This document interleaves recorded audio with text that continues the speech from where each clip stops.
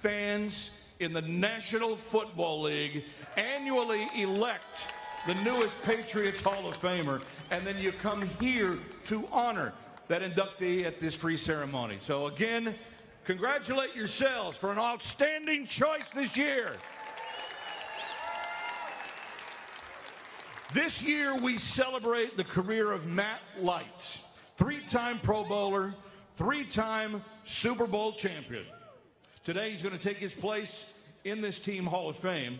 So let's be sure to make today memorable for him, for his family, and memorable for him the same way that he helped make so many Sundays memorable for us. What do you say?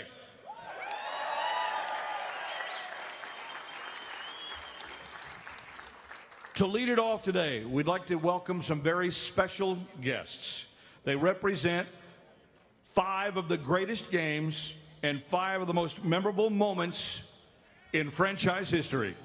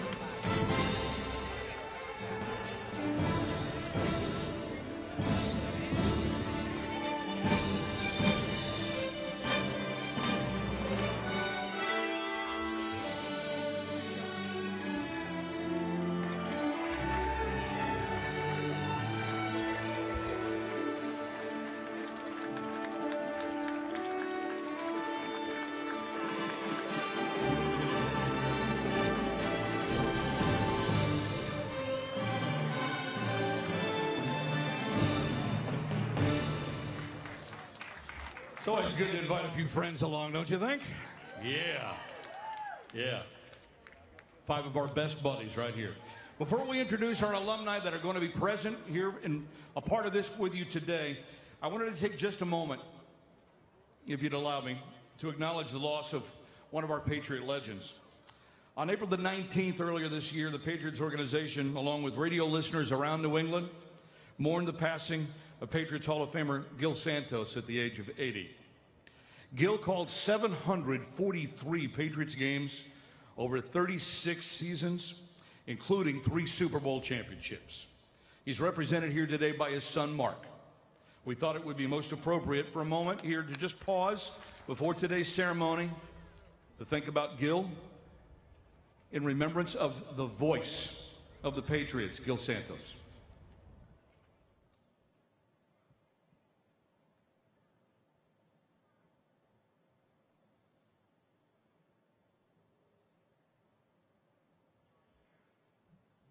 Thank you.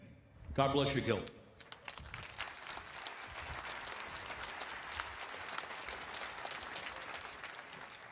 This afternoon, we're honored to welcome back dozens of Patriot alumni, including 11 Patriot Hall of Famers. Collectively, they represent more than 300 years of Patriot service, covering a span of 57 seasons from 1960 through 2016. Please provide a warm welcome as I introduce Patriots alumni in attendance today. Starting with the alumni whose careers began in the 1960s and 1970s. Please welcome back center Peter Brock. Coach Rick Buffington. Running back Bob Capadona. Defensive tackle Rick Cash. Linebacker Bill Matthews. Kicker John Smith. Guard Len St. Jean. Defensive tackle Ed Toner.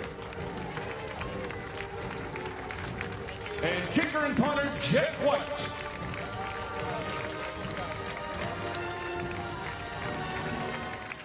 And now, the players whose careers began in the 1980s and 1990s. Starting with safety Jim Bowman. Linebacker Vernon Crawford. Running back, Elgin Davis. Defensive tackle, Chad Eaton. Tackle, Ed Ellis. Tight end, Paul Francisco. Linebacker, Ilya Yaroschuk. Defensive back, Ronnie Lippett. Cornerback, Mike Scooter Magruder. Running back, Ronnie Perryman. And quarterback, Scott Zola.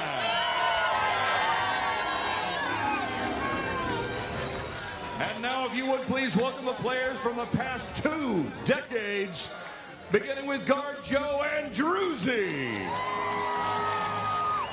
Tackle, Tom Ashworth. Linebacker, Tully Beck-DeCane. Tackle, Wesley Britt. Linebacker, Matt Chatham. Running back, Thomas Clinton. Lineman, Dan Connolly. Wide receiver, Doug Gabriel. Defensive end, Jarvis Green. Guard, Russ Holstein. Center, Dan Koped. Linebacker, Nico Kudavides. Lineman, Logan Mankins. Lineman, Stephen Neal. Linebacker and defensive end, Rob Ninkovich. And long snapper, Lonnie Paxton. Hey, what's going on? What's up, man? Doing all right? There we go.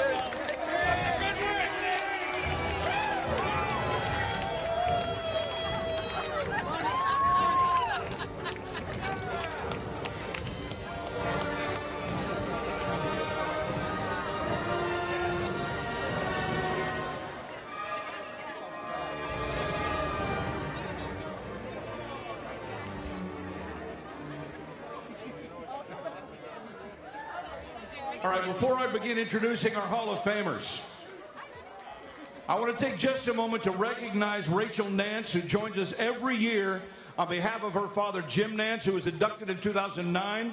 So please join me in welcoming home 11 Patriots Hall of Famers, all told. We'll introduce them in the order in which they were acquired. The careers of these Hall of Famers extend from 1960 to 2011. We begin with... He was an original member of the Boston Patriots in 1960 and retired as the AFL's all-time leading scorer.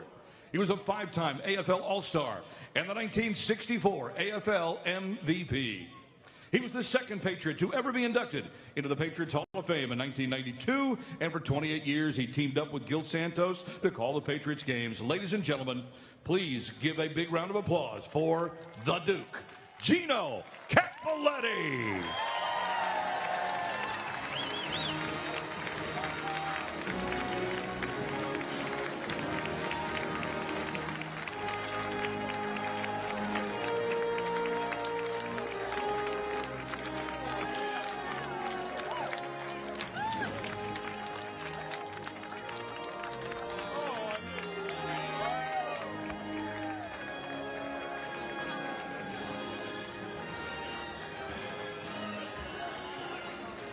Drafted in 1964, he played 11 seasons for the Patriots and earned 7 consecutive All-Star appearances with 6 AFL All-Star games and 1 Pro Bowl selection. In fact, he was the first Patriot player selected to a Pro Bowl after the AFL-NFL merger.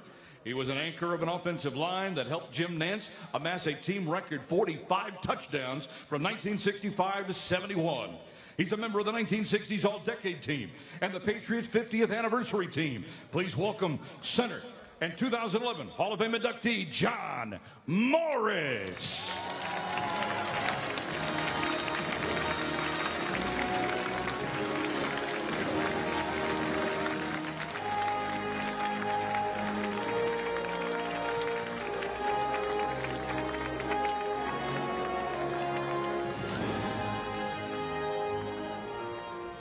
Drafted in 1973, he played 9 seasons and is still the team's all-time leading rusher with 5,453 career yards. His 43 rushing touchdowns, second in team history. He was the team's leading rusher in 1978 when it set the NFL single-season rushing record with 3,165 team yards, an accomplishment that has stood for 40 years. He's a member of the Patriots 50th anniversary team, the 1970s All-Decade team. Please welcome home 2010 Patriot Hall of Fame inductee Sam Bam Cunningham.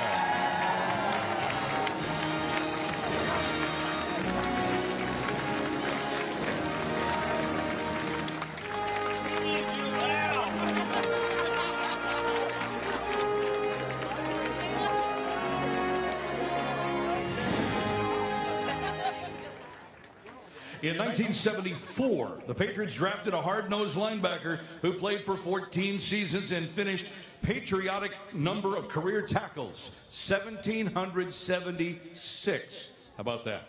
He was voted to 3 Pro Bowls while averaging and recording more than 100 tackles 9 times in his career, and he averaged better than 10 tackles per game for his career. He was named to the Patriots 35th anniversary team in 1994, the team of the century in 2000, and to the 50th anniversary team in 2009. Welcome 93 Patriot Hall of Fame inductee Steve Nelson.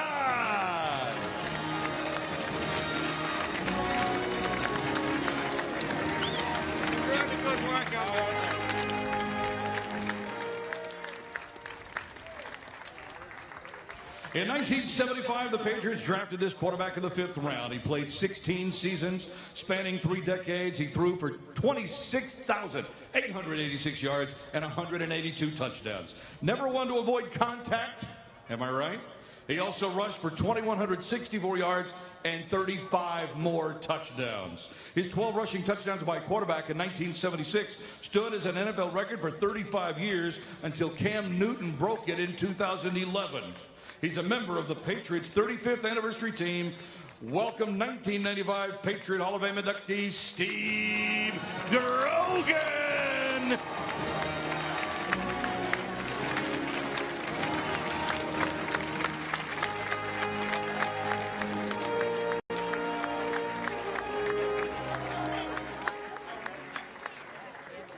In 1977, the Patriots drafted 2 players in the first round. The first ended up wearing number 26. He became the 26th Patriots Hall of Famer just last year. In 13 seasons, he set a Patriots record with 36 career interceptions, later tied by fellow Hall of Famer Ty Law. He holds the franchise record for consecutive games played with 161 and consecutive starts with 147. He played one of his best games in the 1985 AFC Championship game when he intercepted Dan Marino to help the Patriots break an 18-game losing streak at Miami's famed Orange Bowl and earn a berth in Super Bowl 20.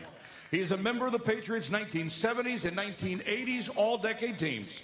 Please welcome 2017 Patriots Hall of Fame inductee Raymond Claiborne.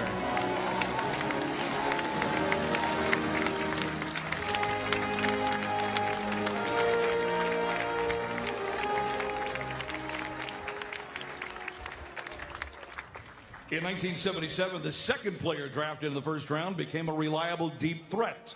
His 19.2-yard average per reception is the best in NFL history among the 100 players with 500 or more receptions. He played 13 seasons in New England, held the franchise record with 68 until Rob Gronkowski broke it last season. His 10,352 receiving yards are the most in team history. He was named to the Patriots' 50th anniversary. Please welcome 2007 Patriot Hall of Fame inductee Stanley Morgan.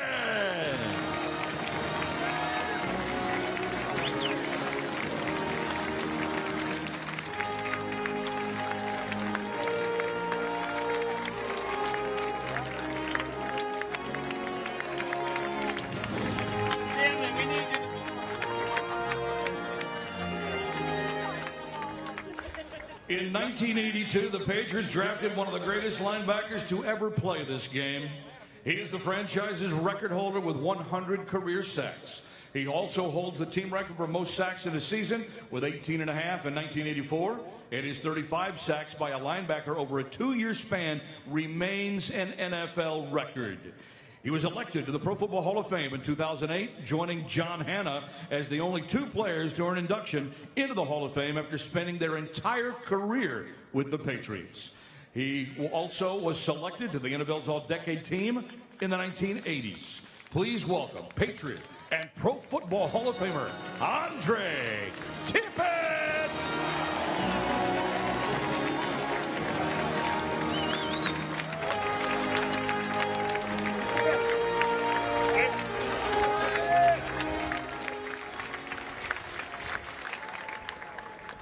In 1993, the Patriots drafted this player in the 8th round. He was the consummate team player, contributing on offense, defense, and special teams throughout his 15-year Patriot career.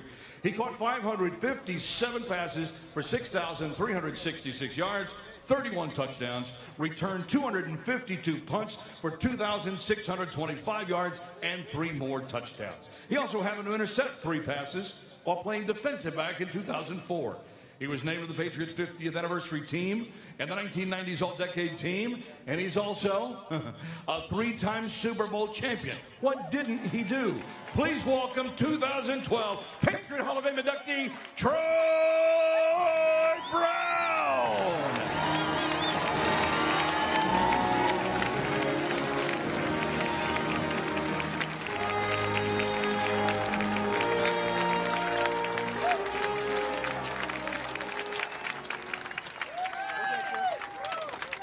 In 1995, the Patriots drafted this Michigan cornerback. He spent 10 seasons with the Patriots, tied a team record with 36 career interceptions, including a franchise best 6 that were returned for touchdowns. He was a 4-time Pro Bowler as a Patriot, a 3-time Super Bowl champion. He helped lead the Patriots to their first Super Bowl title when he returned an interception, 47 yards for a score for the Patriots' first points of that game. 4 years ago, he celebrated his induction into this Hall of Fame by donning some rather fancy footwear and once again dancing with Mr. Kraft. Please welcome 2014 inductee, Ty Law.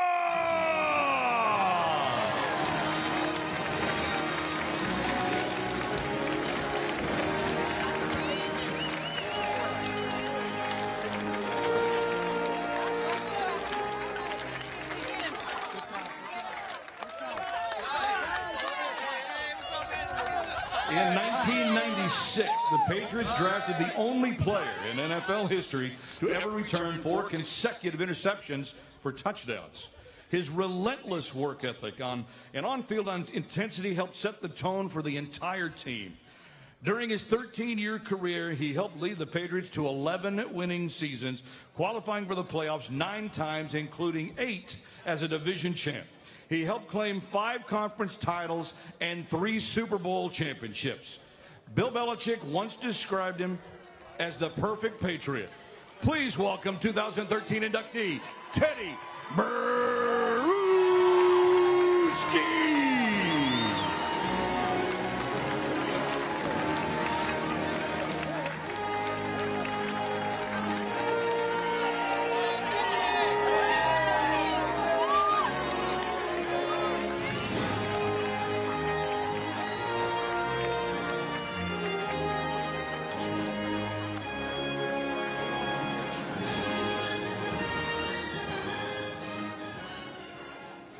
Now, ladies and gentlemen, it is my great pleasure to introduce this afternoon's honoree. If you would, please, now turn your attention to our video boards for some highlights from his Hall of Fame career.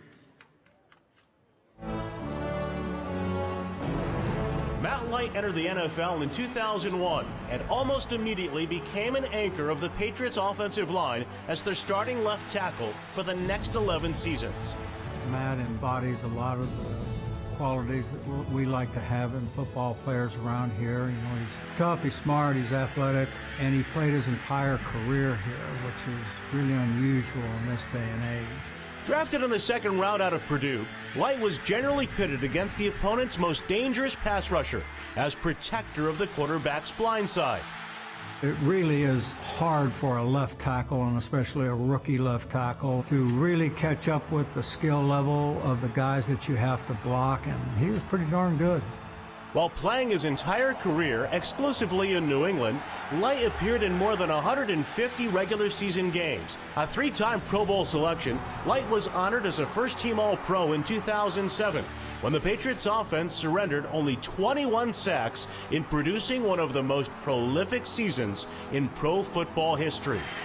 As a football player, his best years were in the last two-thirds of his career, which is a testament to him improving. He became very, very good at his craft, which was blocking some of the, the premier pass rushers in the league, and that's really a credit to him.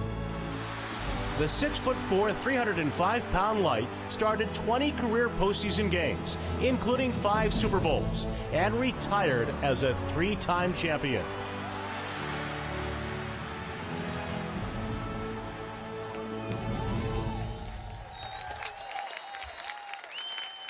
Ladies and gentlemen, please join me in welcoming today's honoree, Matt Light.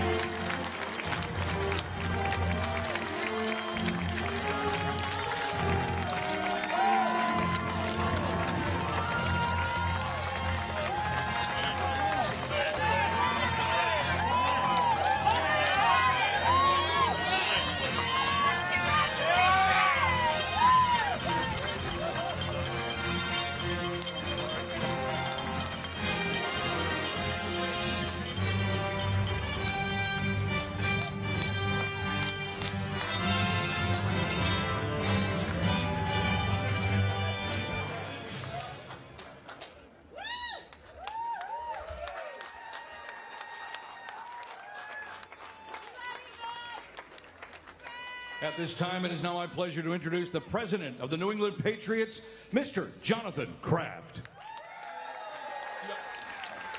Thank you. So in 1971, right up there where the Brigham and Women's and Mass General Building is right now, Schaefer Stadium opened. And in 1971, my dad bought season tickets, and my dad and my brothers and I, from 71 until 1994, when we bought the team, there was always at least one of us, and usually all of us, in that building. And we would go to Schaefer Stadium. We always wanted the team to win, but we didn't go with the expectation that the team was going to win each week. We went to watch great players play NFL football. And we would go into that building in 71, and we'd hear people talk about the great Gino Cappelletti. He's the only red jacket up here that didn't play in Schaefer or in Gillette. But they would talk about him because he was the leading scorer in AFL history.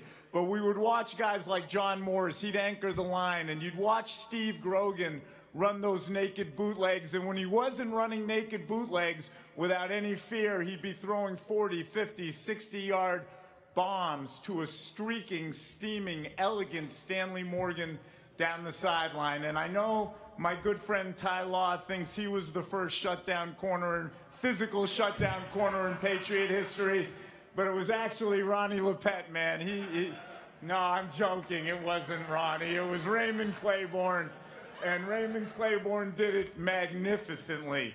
And then you had Sam Cunningham, and the only Patriot that was ever feared more by linebackers than Sam Bam Cunningham was John Hanna, and I think Sam's okay with that, but he was amazing.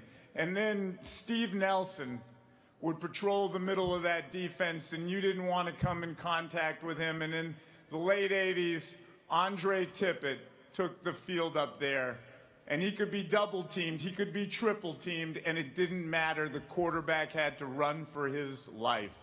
And those are the Red Jackets that played for the team before our family had the privilege of owning it. But then you had guys like Ty and Troy and Teddy and Matt, and I think I got everybody else here. And we got to know them as people. And after Gillette was built, we started talking about and thinking about building a Hall of Fame to honor the great men. And by the time we got around to it in '05, not only did we have great players, but we had some really great history in terms of team achievement on the fields. And we wanted to build a Hall of Fame that honored their great legacies, but also what the team was starting to build. And we had an idea that to make it really special, it should have something to do Monday through Friday during the school year too. And we came up with the idea of using football and math and science themes that come from football to help keep the building active all the time. And with that vision in mind, we approached our good friend Bill Swanson, who is the CEO of Raytheon. And for those of you who don't know, Raytheon is this country's leading defense contractor and weapons system maker. They do what we need to do to keep the women and men who are serving for our country safe.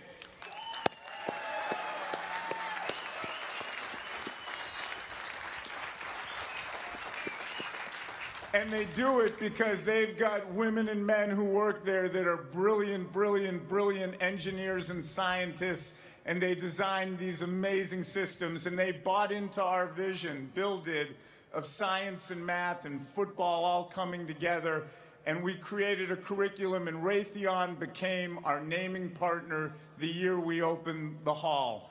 We're 10 years later. 10 years later, over 1,100,000 people have come through the hall. Last year, 175,000. And to put that in perspective, the Pro Football Hall of Fame in Canton only had a little over 250,000 people last year.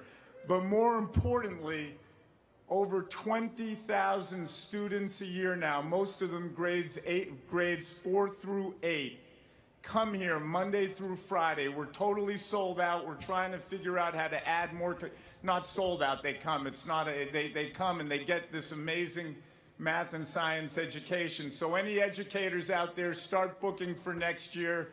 We'd love to have you. But as we were approaching this 10th anniversary, we re-engaged with Raytheon to talk about if they were interested in partnering for the next 10 years. And their new CEO, Tom Kennedy, was completely in favor of it, but he had a really good point. He said, I love the math and science elements of what we're doing, but Raytheon is about keeping our women and men in the field safe and keeping our country secure.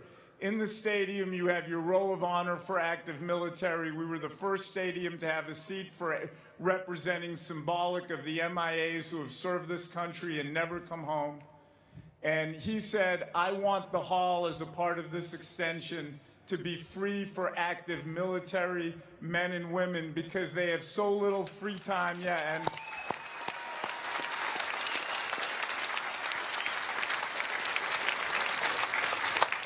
I want them to be able to do something without having to pay for it. And then to show our respect to the veterans, I want it to be free for all veterans too. We thought it was a great idea. We agreed with them. That started for the next 10 years. This past February, already over 2,000 active military women and men have taken advantage of it. And I hope when we're at the 20th celebration, we'll be talking about 200,000 active military and men and women who have taken advantage of it. So thank you so much for being here as we start our second decade and to honor Matt Light.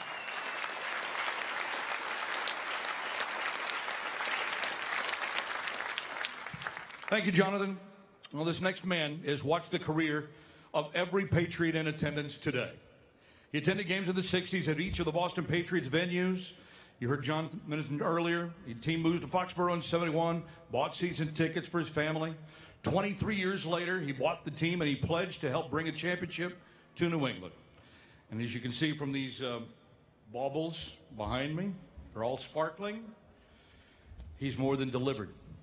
This is his 25th season as an owner, and his Patriots have sustained unprecedented success over 2.5 decades of dominance. Since 1994, the team has won more games, more division titles, more conference championships, and more Super Bowls than any other team in the National Football League.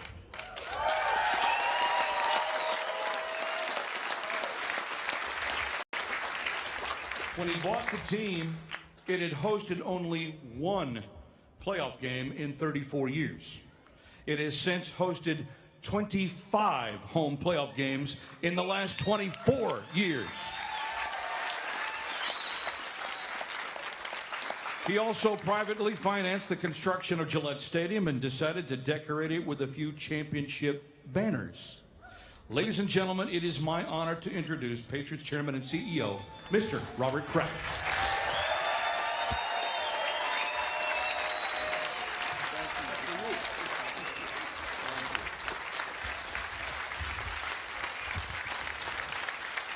Thank you. How cool is it to be here today with all of you? And so thank you, John, for that very kind introduction. You know, Matt Light was fearless. For more than a decade, he faced the NFL's strongest, fastest, and most ferocious pass rushers on a weekly basis. The likes of Jason Taylor, Dwight Freeney, and Terrell Suggs.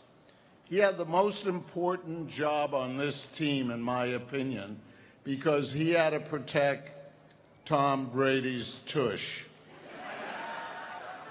But Matt took fearless to a new level. Dare I say, he might have been one of the game's most fearless players ever. You also know that he was a notorious prankster who really passed up on any deer. To my knowledge, Matt did something during his playing career that has never been done before, and I'm quite sure it'll never be done again. He once pranked Bill Belichick. Once. I'm sure Matt will tell his story best, but I'll share this much. The prank not only shocked his head coach, quite literally, but it also erased hours of work Bill had gathered on his laptop. For Light, pranking Bill even one time, it wasn't very bright. But there's a fine line between fearlessness and foolishness. Luckily, Matt typically found just the right balance, and he always kept things, well, light. We welcomed Matt to New England in 2001 when he drafted him in the second round out of Purdue. We were coming off a 5-11 season, and our left tackle, Bruce Armstrong, a Patriots Hall of Famer, had just retired. Matt filled the void, and as he did many times over his career, he rose to the challenge. For the next 11 seasons, he anchored the Patriots' offensive line and remarkably never experienced a losing season. During his 11-year career as a Patriot, the Patriots won 9 AFC East Division titles, 5 conference championships, and 3 Super Bowls.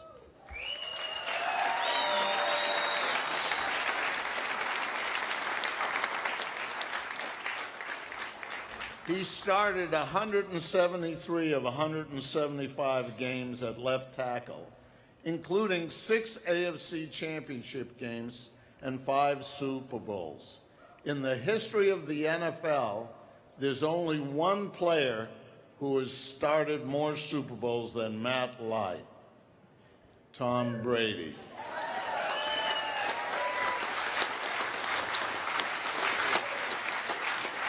Make no mistake, this all-pro left tackle, 3-time Pro Bowler and 3-time Super Bowl champion, is being inducted into this Patriots Hall of Fame for his performances on the field. But Matt's performances off the field are legendary too, and we know will continue to grow with the passage of time. From the day Matt arrived in Foxborough, he was the guy who kept everyone laughing. He brought humor and hijinks to the locker room. Every year, just prior to the season, our foundation hosts a fundraising gala for about 1,000 guests, and we introduced the whole team at that dinner. In 2001, comedian Dennis Miller was the MC for the event. Back then, our captains would surprise a couple of the rookies by handing them the mic and asking them to speak. Watching rookies at a loss for words was always entertaining, mostly for the veterans who once had the same experience. But in '01, Matt Light stole the show. He had the crowd and Dennis Miller in stitches. We weren't sure if he was ever going to give the mic back. No rookie before or since has ever been as comfortable in the spotlight as Matt Light. We knew that night that we were in for a lot of fun with Matt in the future. That was our introduction to Matt's lighter side and the joy that he so naturally brought to everyone around him. Throughout his career, he could find humor in most situations, and if he couldn't find it, he would often provide it. He became the face of the offensive line, a face that often started the season clean-shaven and studious in appearance, and it evolved to a non-shaven and Neanderthal appearance. The rest of the linemen typically followed his lead. But what I admire most about Matt is for all he contributed to the team, both on and off the field and in the locker room. It will be his contributions off the field and the impact that he continues to make in the community that forever will be his greatest legacy.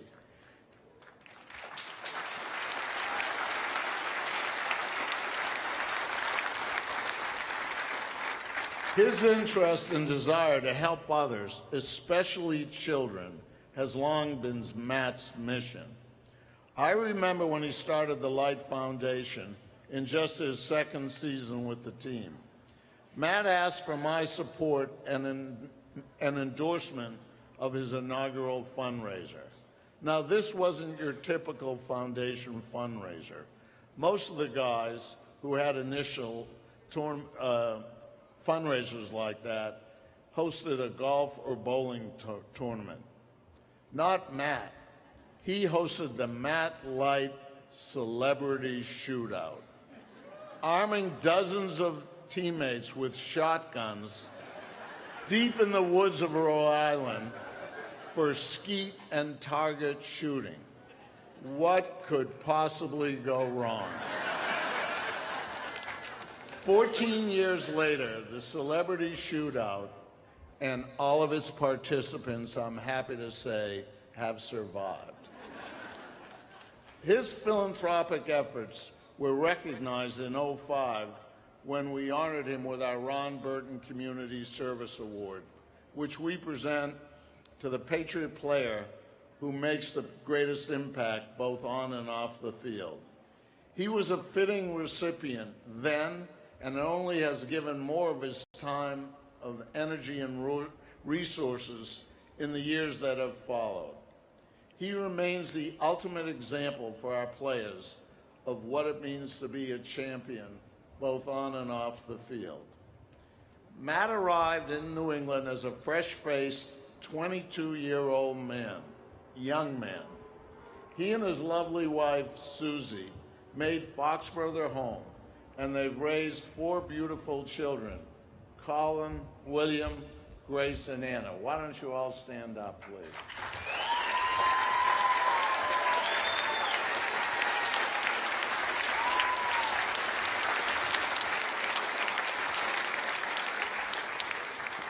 While here, he became an all-pro player, an all-pro prankster, and a 3-time Super Bowl champion. Today, he becomes a Patriots Hall of Famer. It is now my honor to put out the welcome mat and welcome Matt Light as the 27th person to be inducted into the Patriots Hall of Fame.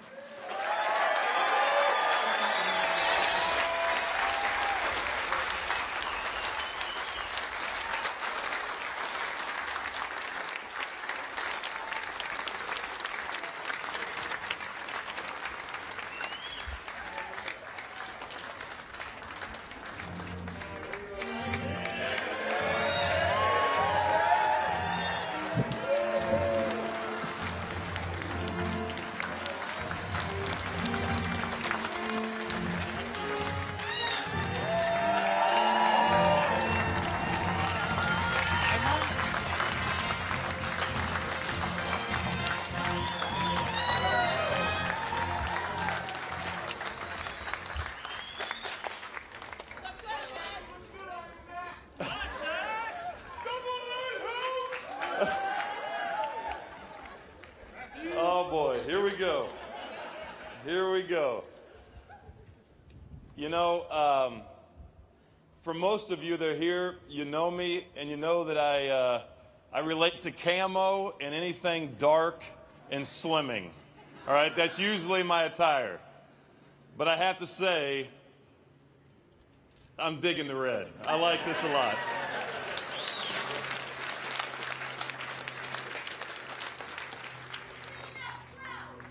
Thank you. It takes a lot. It takes a lot. You know what? I'd like to begin by acknowledging how significant this honor is to me, to my family, and to the Patriots organization. First, to all the Hall of Fame inductees, I am honored and I am humbled to share this stage with you today. Many of you have inspired me along my journey with your words and your work ethic. I'll never forget that. There's a reason why you're sitting here today. And it's much more than football. Much more than football. You know, to be recognized for doing your job isn't why I played the game of football.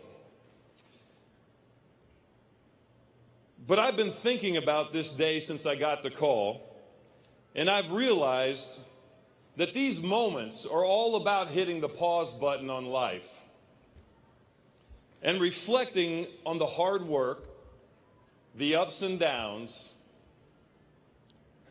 and the unexplainable moments that have shaped my life. And there is one thing that can pull all this together, all these great moments, while wearing the Patriots uniform. One thing that can properly define the reason why we experience such greatness. It's what kept me going, and it's why it means so much to me today. It's all of you. Each and every one of you. I knew this would be the time where it'd get tough for me. But I mean that. It's each and every one of you here today. I'm fortunate, I guess. I don't have to worry about, some touchdown pass or a touchdown catch or a game-winning sack to cloud any of my memories. Shocker, I'm an offensive lineman. My best plays have long since faded from my mind. But the people who shaped me into the man I am are more vibrant in my life today than ever before. And I want to introduce them to you all now.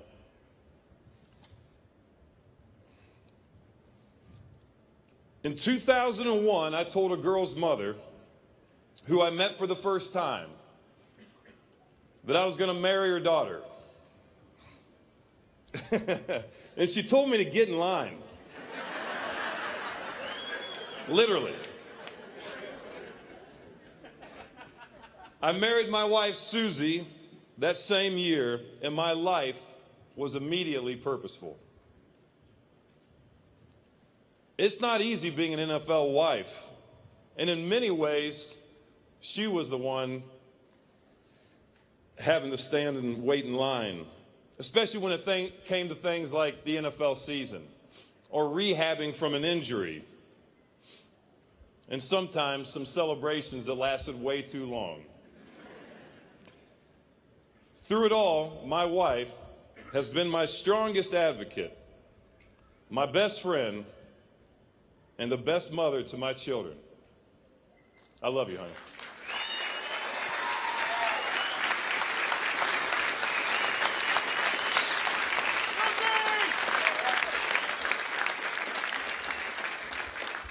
My firstborn, my amazingly talented daughter, Grace, arrived just after our first Super Bowl victory in New Orleans. And that was a good one. One of those celebrations that lasted a little too long. My first son, Colin, was born just after a Super Bowl as well. And that young man has a heart like no other. Literally. William was born less than 2 years later, and he's been making us laugh ever since. He gets it honestly. And Anna, in retirement, we were blessed with Miss Anna, has quickly become Daddy's little sidekick. Grace, Colin, William, Anna, I'm so proud of you. And I'm so very proud to be your father.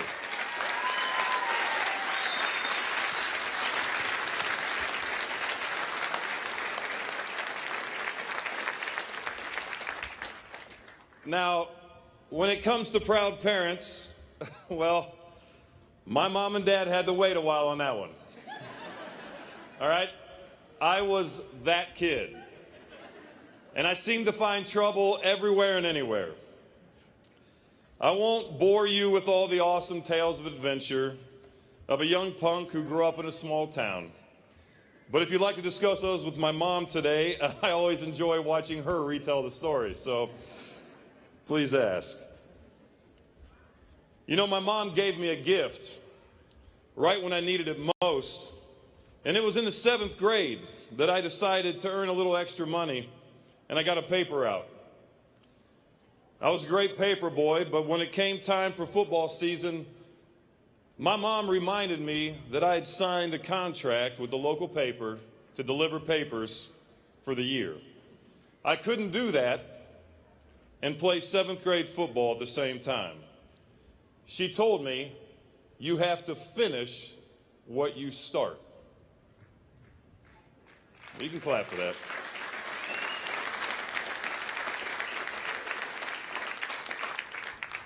As a parent now, it's easy for me to see how letting my kids do what they want and what makes them happy is easiest. But doing what's right takes so much more effort. Mom, thank you for doing the right thing. Thank you for doing the hard thing. I love you.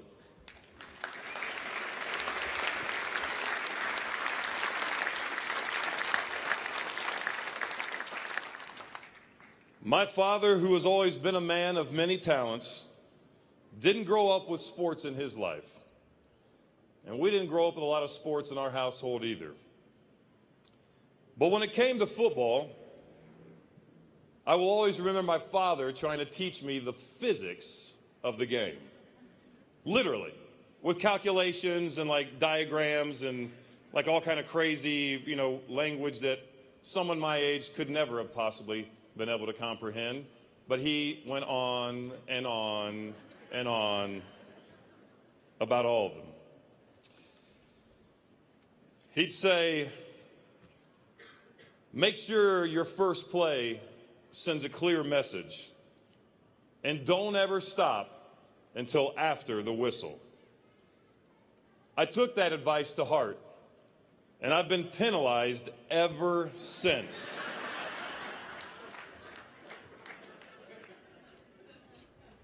Mom, Dad, I love you, and I am thankful for giving me such an amazing foundation rooted in family and faith.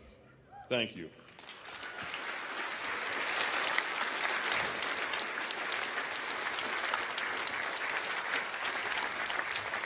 To my football family, let me start with a man whose first words of advice came days into our relationship. I wanted to inform my new offensive line coach that I thought I was suffering from narcolepsy.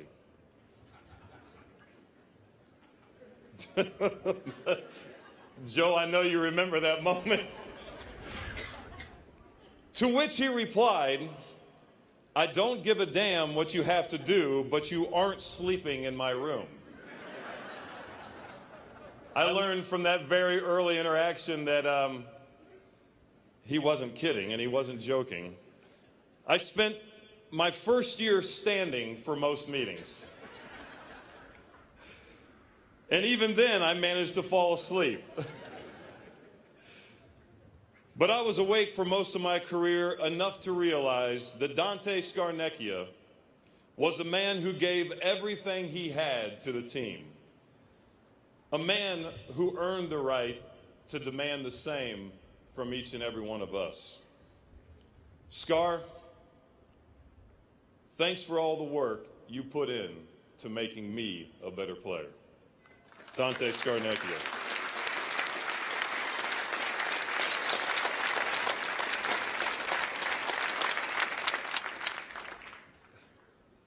Shockingly, Coach Belichick and I had a much different relationship. It was the kind where I banked on the fact that he was acting mad, but really actually enjoyed having me around. You know, my wife would always beg me not to do what I thought would surely be viewed as funny. She'd say, honey, you're going to get fired. You're going to get fired. But together, we did have a lot of lighthearted moments, and probably some that he would rather have not endured. But those aren't the things that stand out most. I'm forever grateful for him staying with me through my ups and downs as a player, and most importantly, when after going through a very painful time in my life, struggling with a major surgery that was kept quiet, and a very difficult battle with Crohn's disease, he never once brought up football. He didn't ask or inquire about anything other than my health. And my status as a starter was never in question. His confidence in me was a huge part of my recovery. For that, I am very thankful. Coach Belichick, I love you. Appreciate you.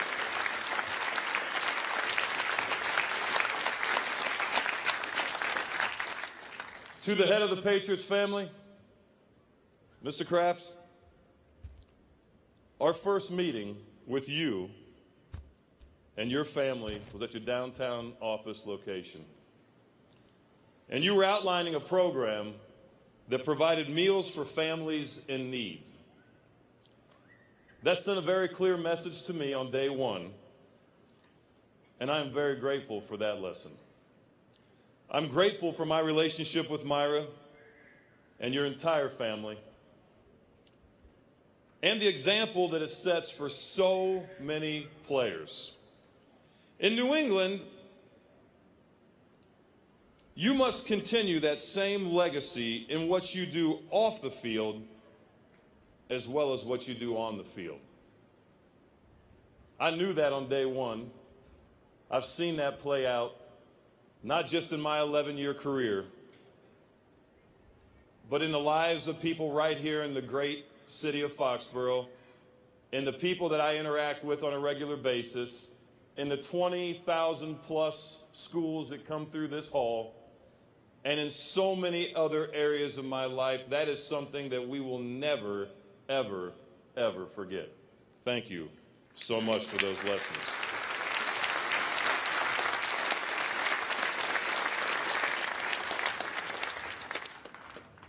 Now it comes to all of you, whether you're family, friends, all of you that have supported me as a player, as a father, as someone who's running a foundation. I'll never be able to repay you. I will never be able to thank each and every one of you enough. But I promise you that I will work hard each and every day to do everything that I can to live up to what you have given me. And this Hall of Fame represents all of that. I am so thankful. I will continue to do what I do only because you guys empower me to do so. To all of the fans in New England who literally stood by a chubby white guy from the Midwest, I love you so much.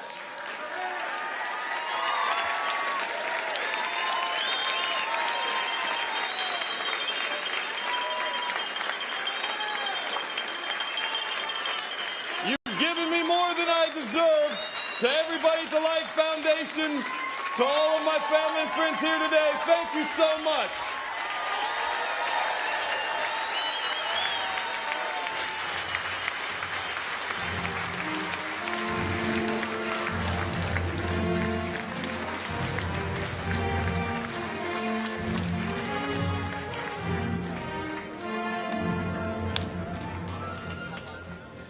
If you would for just a moment, Matt, we have a very special message that we'd like to share with you. He's in team meetings right now, as you're aware. He probably has a little business to take care of tomorrow, but he did want to send you this message. Coach Belichick. Matt, I'm proud to say that we go back a long way together, back to the 2001 draft. I remember when the process started, and we weren't sure if you were a tackle or a guard or a left tackle or a right tackle, but we needed offensive linemen, and so we drafted you in the second round, moved up ahead of the Jets, who we thought might also be after you. But I know it was kind of a rough start there in training camp. We bumped around a few different positions and so forth, but ended up at left tackle. And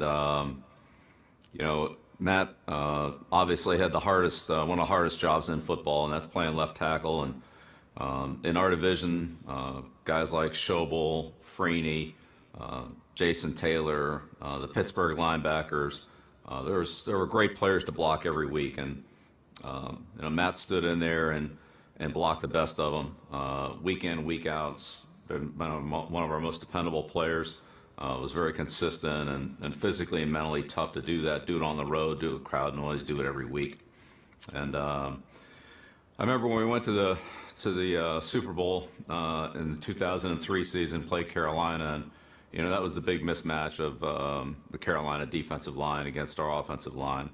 They made a big point of that all week, and of course they had Peppers and Rucker and Buckner and Chris Jenkins. They were pretty good, and you guys blocked them well, and that was a big win for us, and it was a big, really big accomplishment for the offensive line to be able to move the ball and score points and win at the end like we did in Super Bowl 38.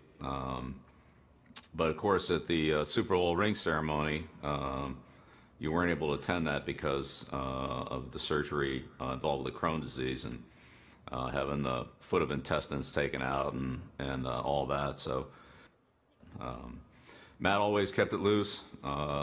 Loved to make fun and take advantage of everybody.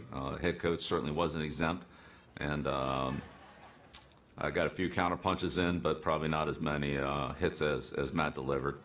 But I always appreciated your attitude to keep things loose, but at the right times. And when it's time to get serious and get down to work, you were always the first one to roll up your sleeves and do it. And so that leadership and dependability and toughness that you gave us from your first year in 2001 when you played in the Super Bowl to your last year in 2011 when you played in the Super Bowl, the only player in NFL history to do that, playing Super Bowls his first and last year in the National Football League, really is a testament to the consistency, toughness, determination, and skill, playing skill of Matt Light. So, Matt, congratulations. Look forward to seeing you in that red jacket, and I'm sure you'll wear it well. Thanks.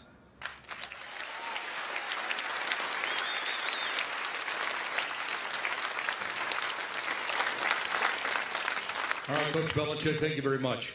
At this time, I'd like to invite Scott Zolak to the stage, along with three of Matt's former teammates that he was with. So let's give a warm round of applause as we invite former Patriots Dan Copen, Stephen Neal, and Logan Mankins to the stage.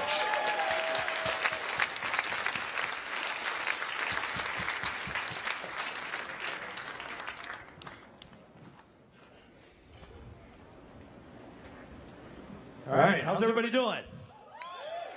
Well, you know the drill. We do this each and every year. Copen, right here, buddy.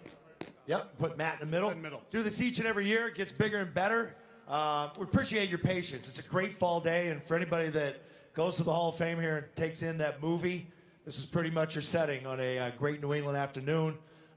People could be apple picking, getting pumpkins, maybe driving tractor trailer trucks like Logan Mankins, but you're here to dump trucks. You're here to honor Matt Light. All right, Matt, first question. 2001, you get the call. Obviously, coach says we don't know what the hell you're going to be. Right guard, right tackle, left tackle. What were your thoughts coming from Purdue and obviously the state of Ohio where you're from, New England?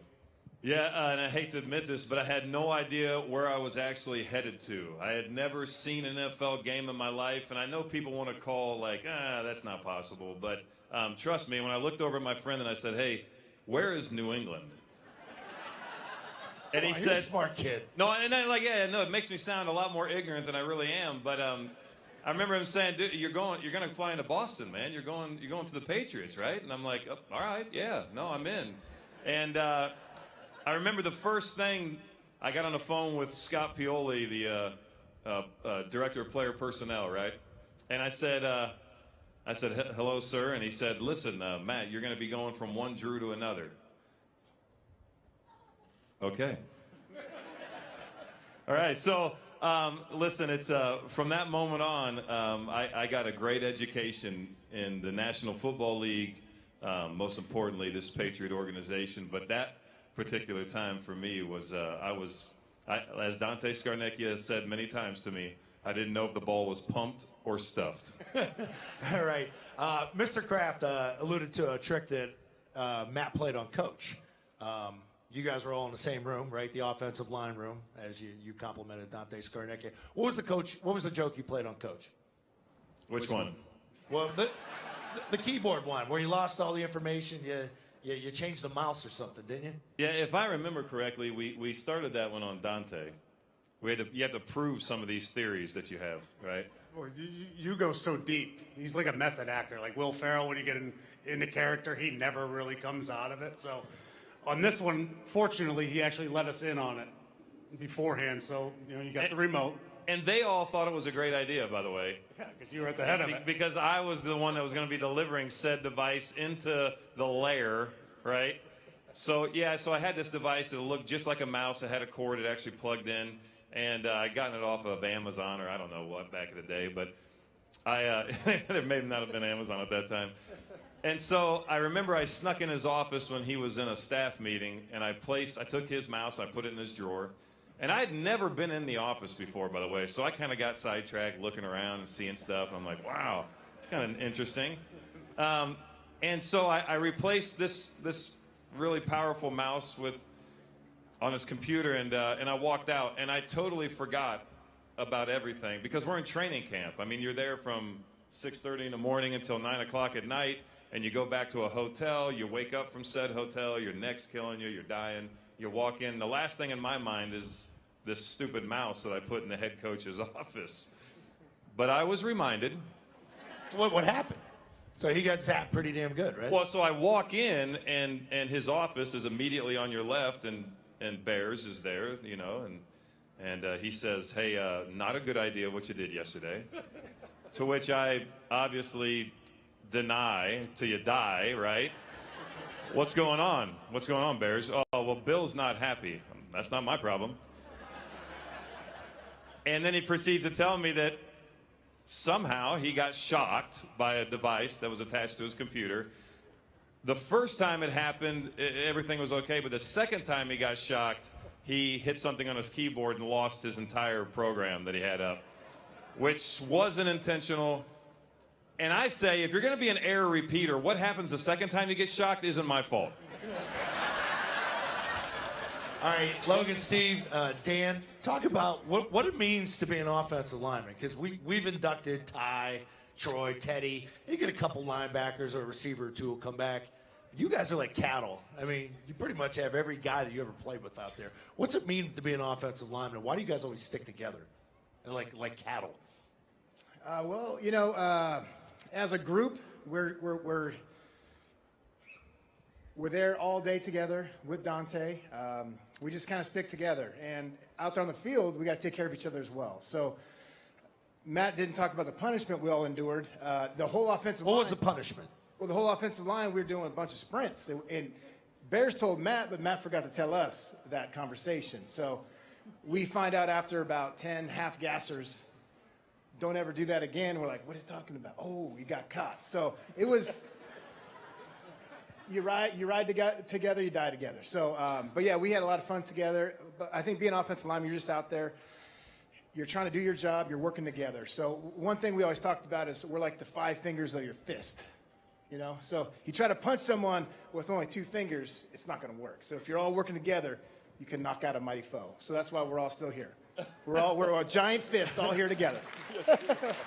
All right, Logan, he tells the story about Susie tells him, you know, you got to clean yourself up. So he starts camp and he's clean shaven. He has a nice haircut like he looks right now. Was there ever any weird moments where she would come to you guys and say, you guys got to talk to him, you got to cut his hair? He started to morph into the Nickelback lead singer. And I want to talk about the Channing Crowder play, too. I mean, it's Dolphins weekend, right? So we all remember down in Miami. What happened, Logan, for the Channing Crowder melee when they had the helmets off and he had the long hair and they're swinging helmets at each other?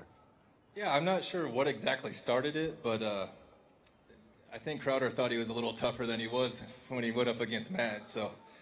But that was great. That's how Matt was, and that's what made him a great player. He never backed down from anyone, and he was the ultimate teammate. I was a rookie when I got here, and Matt had already been here like 4 years, I think, and he took me in with open arms, brought me, my wife, and kids over to his house, really accepted me, and he made it so easy for me my first year, and I was lucky. I played next to Matt for 7 years, and I don't know how many guys get to left guard and left tackle for that many years in a row, and it was very special. And he, off the field, best teammate ever.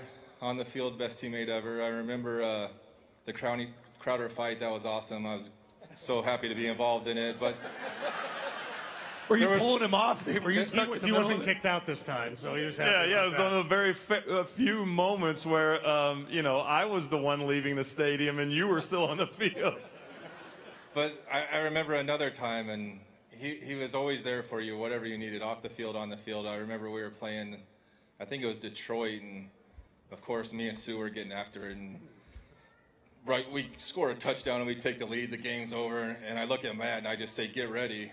And we snap the ball, and I grab him by the helmet and pull him on the ground, and I'm going after him. And I look up, and I just see Matt on him, just punching the hell out of him. And I was like, that's my teammate right there. Hey, listen, by the way, for those of you that watched that game, we were playing in a Thanksgiving game. This was towards the end of my career, and I think that was probably one of the highlights of my career. I mark anything on the field with either a fight, an ejection, or, you know, something controversial. And that particular moment, I think we were up, that was probably going up by 30 at that point in the game. And I remember I got the call from Logan basically, you know, in real time, like, hey, like he said, you better get ready. This is going to get real. And I knew it was going to be an awesome moment, but I remember coming out of the pile, and I remember you were throwing guys off, and I remember coming out of the pile with Sue's helmet and chucking it all the way across the field. And then I thought, wow, that's going to get expensive. It's going to get expensive. Best moments. That's the kind of teammate he was. I didn't have to tell him what was going on. I just said, get ready, and he was right there with you. You guys wore the throwbacks that day, too, didn't you? Oh, yeah. Some of the old guys here, not the old guys, but some of the guys inducted, guys like Groves with the neck roll. I remember seeing Brewski with his 54, you know, the white helmets. How hard was that to switch helmets mid-season for one game? That was the worst. Does it give you the headache? Yeah, I mean, you use the same helmet all year. You break it in during training camp, and obviously that's not fun. And then you get a brand new hard helmet the week of the game, and you got to go through the same But we thing. look good. Yeah, you guys look great. It's like the red net. That's We really always look important. good. Neil, give me, what was the story? Give me another good prank he did in the locker room. Maybe he left a head of something in someone's locker. Was there a head? I hear a couple laughs out there. Andrewsy, was there I a think head? that was more Andrewsy, probably. Yeah, Andrewsy was the king of the pig's head. It was a hog It was a head, pig. right? It was a pig head. It was a pig head. It wasn't alive. It's okay. Hey, wait a minute. You know one of my favorites now that we're up here? When you do so many of these moments, and then you get a whole group of Neanderthals together, you start remembering things that you've forgotten. Coke, do you remember...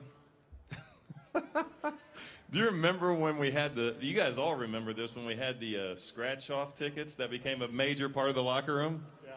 Can you talk about the time that we were sitting next to each other at a table? And by the way, remember, training camp. Lottery tickets? Yeah, lottery tickets. Training There was a camp. time. We went through phases. Yeah, the most terrible moment in any player's life is that period of time that you're in training camp, right? So you have to do something to not go completely insane. Tell them about the first one. Second year, we're in training camp, the dog days of training camp, and then he comes out of a meeting, 9 o'clock. He's like, "Hey, I wrote a song." Like, what? I had to stay awake somehow. We're going over film, and he just comes out. He's like, "I wrote a song." Like, okay, what is it? He's like, called Mustache Man. I'm like, all right, I'm the second. It's my second year. Logan, you weren't there yet, but still, second year is like. He's like, I want to record it. Oh, he will. Don't worry about it. No problem with that. He comes out. He wrote a song. I'm in my second year. He's like, I want to record it and film it.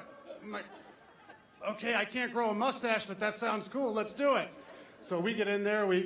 She gets it down. I think we had lobster. Remember lobster or crab puff? Oh, it's terrible. We get in there. Everybody's been. Brady was involved in this. If you haven't seen it. All right. So Brady had the mutton chop into a mustache, back up to the mutton chop. He had to be high class, high style. Andruzzi looked like literally like he just came out of the pizzeria. I mean. Steve, Steve's. If you could picture him in a mustache, I'm telling you, your mind can't do it justice. It's unbelievable. Ambrose Burnside's at one point, but definitely a mustache to be reckoned with. Yes. So we all did this mustache thing, and we go in for the CBS like Sunday Night Crew, right? Isn't that what it was? We had to go in. You just filmed it on your own. No, we went in and it was training camp. Yeah. I think it was Monday Night Football. We went in and we sang Mustache Men on a green screen. You sang Mustache Men. No. I mean, it was basically dancers. Five guys. Yeah, you should sing it. We can help you out then. All right. Here we go. You guys want to hear it?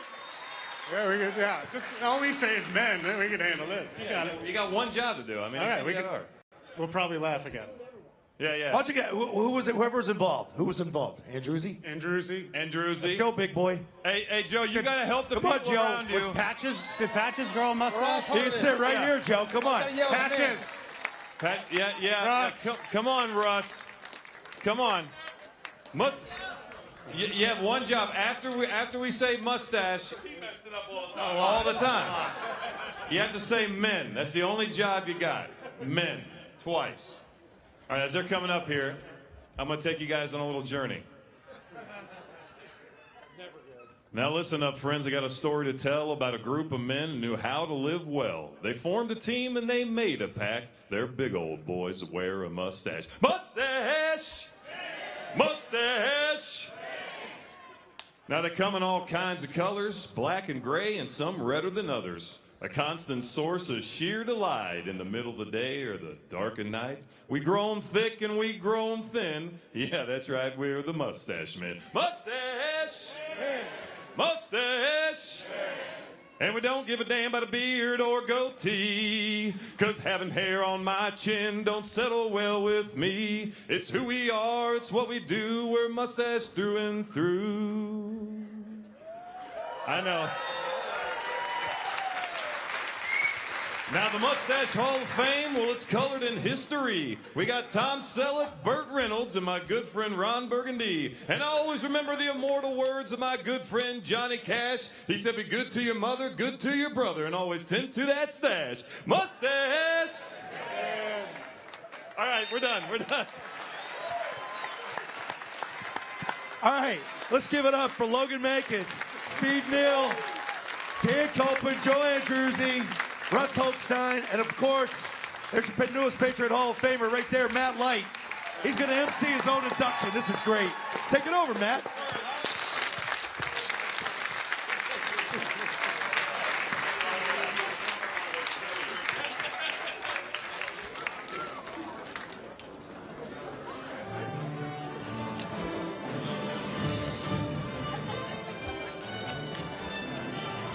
Ladies and gentlemen, we thank you again for attending our 11th annual Hall of Fame induction ceremony here at the Patriot Hall of Fame, presented by Raytheon.